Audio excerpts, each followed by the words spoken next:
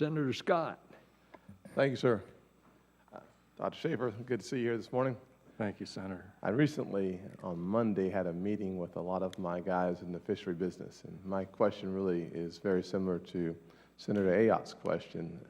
I would love for you to come down to South Carolina and take a look off the coast so we can have an appreciation for the reality that we, at least at home, believe that sound science is inconsistent with the reality of the oceans. And we'd love for you to come down and participate in an offshore discovery opportunity. I will say that one of the questions I thought that was important that my fishermen were asking had more to do with the fact that their livelihood is not a today-only livelihood, that they're actually multiple generations in the business, and they have started restaurants and succeeded. One specific company, Crosby Seafood, it spent a lot of time just helping me understand what it takes for them to help create the wonderful tourism that we have on the coast. We bring about 30 million tourism in from Myrtle Beach through Charleston to Hilton Head.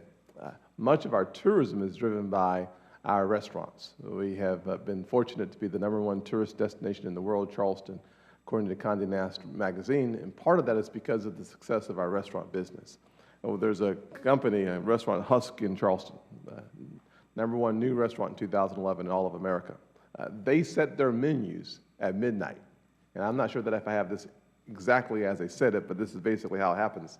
They get a text from a satellite that tells them what's going to be available, and then they set their menu for the next day because every day they try to change their menu.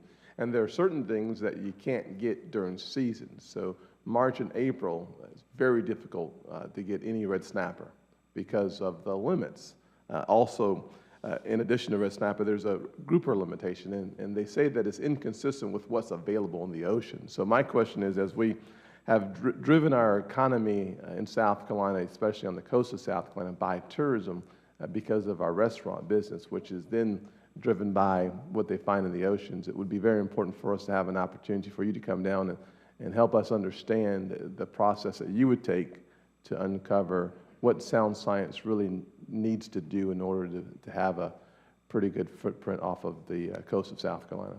I'd welcome the opportunity, Senator, and just for the record, I have been one of those tourists that comes down to Myrtle Beach and have spent many hours body surfing off the coast there. And my son Greg here went to Coastal Carolina University just in Conway there, so yes, we had the opportunity to visit then. I recognize how important tourism is to South Carolina and to so many other states.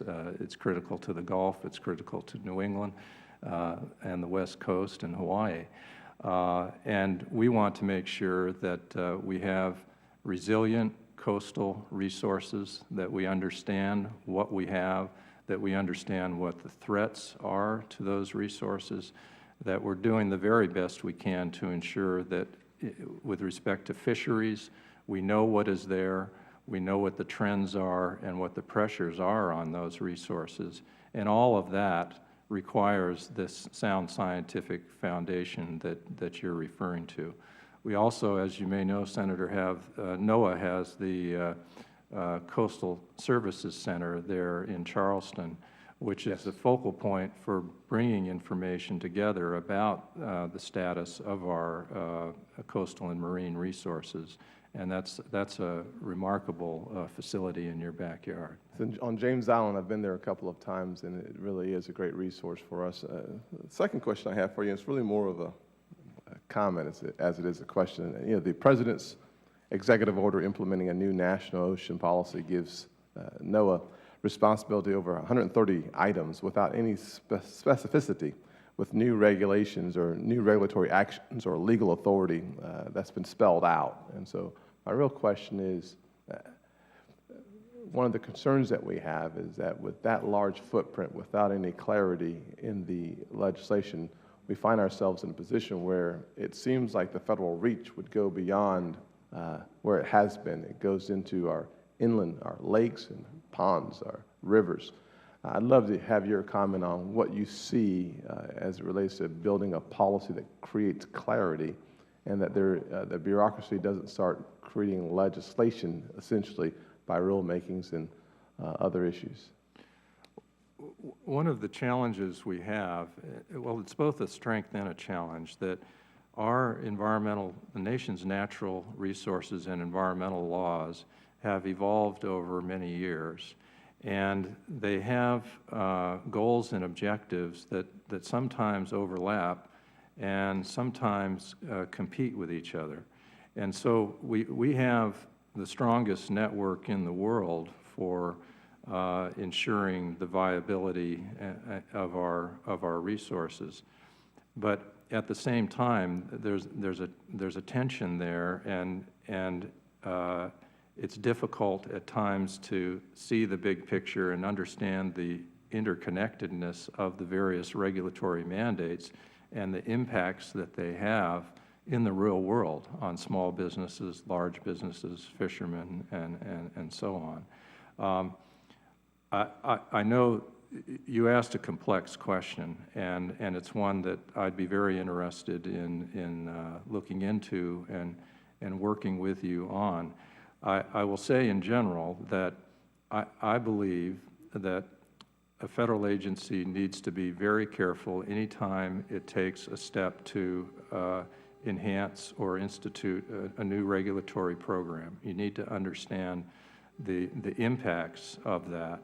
And there's an entity within OMB that helps to make sure that agencies do understand the impacts, and we're being thoughtful about any new regulations that we devise. So I'm sensitive to it. I'm committed, if I'm confirmed, to paying attention to that.